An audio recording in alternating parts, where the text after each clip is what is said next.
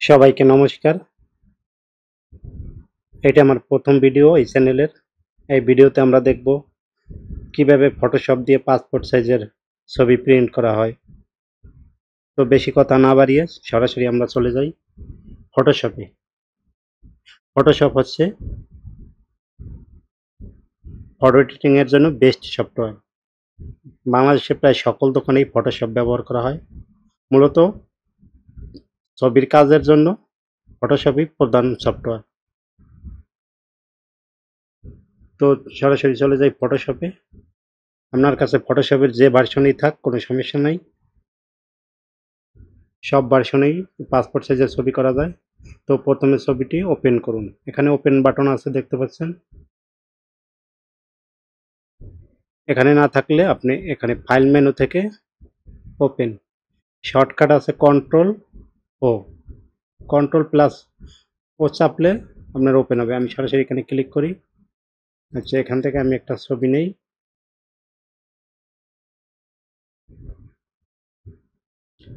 আচ্ছা, ছবির অন্য কাজ দেখাবো না, শুধু পাসপোর্ট সাইজ কিভাবে করতে হয় সেটাই দেখাবো এই ভিডিওতে। তো সাইজ করার জন্য ক্রপে যাবেন। ক্রপ হলো এটা। এখানে আপনি এক্সপ্যান্ডেড থাকলে এটা, এখানে নাও থাকতে পারে। বিভিন্ন সফটওয়্যার ভার্সনে বিভিন্ন টুল। আপনি সি চাপবেন, সি ক্রপ টুল, সি চাপ দিলে যে এখানে এরকম আছে। আপনার যদি পুরাতন ভার্সনের ফটোশপ হয় তাহলে কিছুই আসবে না। পুরাতন ভার্সনের মডেল দিলাম। তারপরে এখানে আপনি সাইজ পাবেন, বিভিন্ন সাইজ পাবেন। আপনি কাস্টম সাইজ দেবেন। পাসপোর্ট সাইজের ছবির জন্য 40 mm, হাইট হবে 50 mm, আর রেজুলেশন হবে 300। আপনি ইঞ্চি দিয়েও করতে পারেন, সেক্ষেত্রে 1.5 ইঞ্চি আর হাইট হবে 2 ইঞ্চি, কিন্তু রেজুলেশন অবশ্যই 300 দেবেন। তারপরে এখানে ছবির আপনার যে অংশটুকু লাগবে সেই অংশটুকু থেকে এরকম ড্র্যাগ করবেন। আপনি রোটেটও করতে পারেন, এরকম রোটেট করতে পারেন।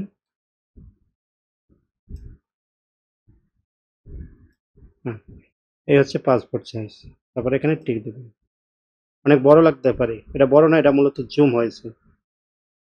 জুম ইন বা জুম আউট করার জন্য এখানে জুম আছে। আপনি শর্টকাটে কন্ট্রোল স্পেস অল্টার ক্লিক করলে এখানে দেখেন জুম মাইনাস চিহ্ন আছে, এটা হচ্ছে জুম আউট। তারপরে আপনি মাউস দিয়ে ক্লিক করবেন, কন্ট্রোল অল্টার আর স্পেস চাপা অবস্থায় মাউস দিয়ে ক্লিক করবেন। এই যে যে ছোট বড় হচ্ছে, আবার বড় করার জন্য কন্ট্রোল আর স্পেস। এই ছোট বড় কিন্তু ছবির মূল সাইজে কোনো পরিবর্তন হয় না, এটা শুধুমাত্র জুম হয় আপনার দেখার ক্ষেত্রে। মূল সাইজ আমরা যে এখানে সাইজ করছি 40 mm, 50 mm, সেটাই আছে। তাহলে আপনি জুম করার জন্য কন্ট্রোল অল্টার স্পেস হলো জুম আউট, আর কন্ট্রোল স্পেস হলো জুম ইন। অথবা আপনি কন্ট্রোল আর স্পেস চেপে ধরে মাউস ক্লিক করে ডান বাম করতে পারেন। বামে নিলে জুম ইন আউট, ডানে নিলে জুম ইন। যাই হোক, এই হচ্ছে আপনার ফটো পাসপোর্ট সাইজ। আপনি না মিললে আর একবার ক্রপ করে নিতে পারেন।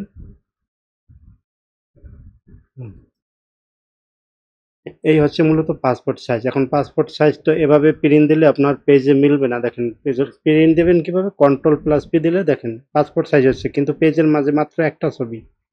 এখানে আপনি ডুপ্লিকেট করতে পারবেন না। আর এখানে ছোট বড় করা যায়, সব ভার্সনে যায় না, কিন্তু এটা দিয়ে আপনার ছবি ঠিক সাইজ আসবে না। এখন আপনি নিউ একটা পেজ নেবেন। নিউ পেজ নেওয়ার জন্য ফাইলে গিয়ে নিউ অথবা কন্ট্রোল+N চাপবেন। এখানে আপনার অনেকগুলো সাইজ আছে। আপনার ফটোশপের ভার্সন অনুযায়ী এখানের ইউআইটা বিভিন্ন রকম হতে পারে, মানে এখানে দেখতে বিভিন্ন রকম হতে পারে, কিন্তু আপনি সর্বশেষ A4 সাইজ খুঁজে নেবেন। মানে আপনার যে ফটো প্রিন্টেড যে সাইজটা আমার বাংলাদেশে ব্যবহার করা হয়, যে রেগুলার সাইজটা, ওটাই হচ্ছে A4 সাইজ। A4 সাইজ এখানে ইঞ্চিতে মেপে দেখতে পারেন, ইঞ্চি 8.26, 11.7 প্রায়। এটাই হচ্ছে A4। নতুন একটা পেজ হচ্ছে। এখন আগের এই হচ্ছে ছবিটা, দেখেন এখানে একটা ট্যাপ, এখানে একটা ট্যাপ।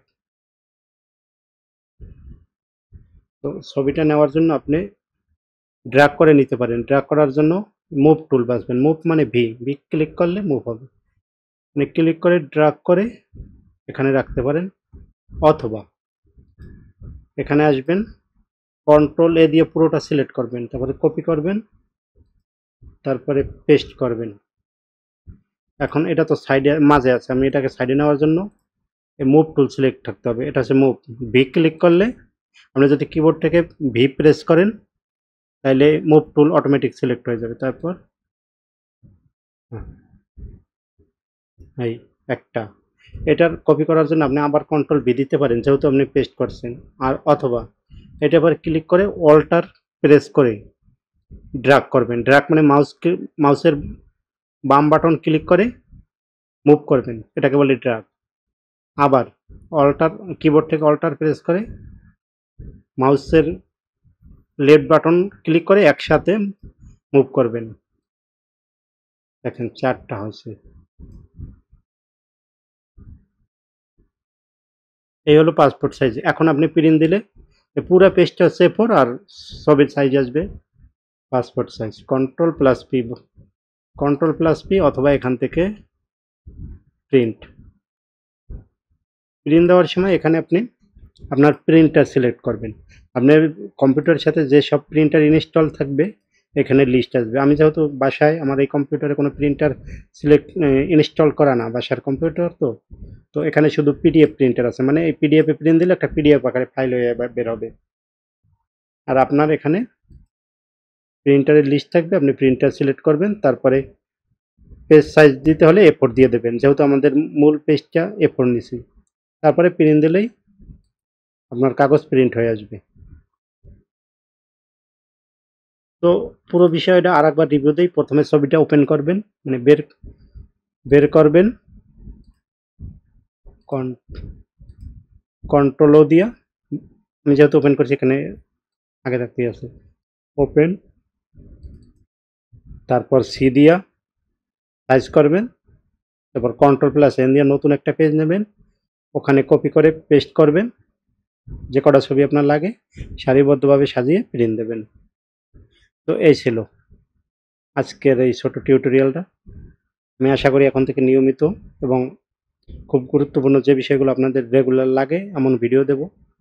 যদি ভালো লাগে চ্যানেলটা সাবস্ক্রাইব করবেন, আর ফেসবুকে দেখলে ফলো দিয়ে পাশে থাকবেন। সকলকে ধন্যবাদ।